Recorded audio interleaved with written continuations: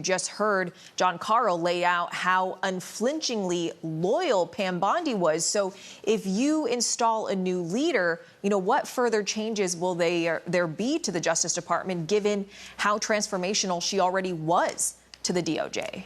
Well, that's unclear in this regard, in the sense that there was nothing that the president asked Pam Bondi to do, as far as we can see publicly, that she did not try to do. Remember, just a few months ago, he tweeted on a weekend that he wanted something done about former FBI Director James Comey, and he wanted something done about New York Attorney General Letitia James, and they were both indicted within a week or so of those remarks on social media.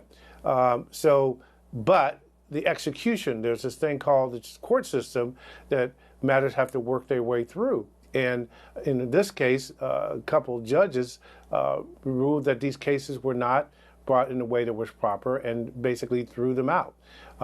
So they're both being litigated. DOJ remains committed to pursuing them, but clearly that did not turn out the way that the president had anticipated. Also, the whole handling of the Epstein files, which President Trump for the longest time was saying make it go away, was not that relevant, but ended up having to be something that DOJ was forced to release after unanimous, pretty much overwhelming action in both the House and the Senate on Capitol Hill.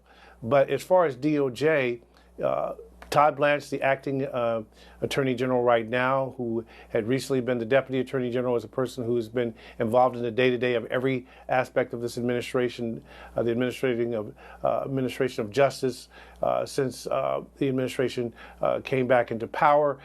He will now be responsible for making the final decisions on all matters DOJ.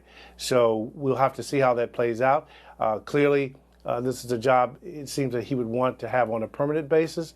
He was given it on an interim basis. We'll have to see who the president wants to nominate to do the job full time.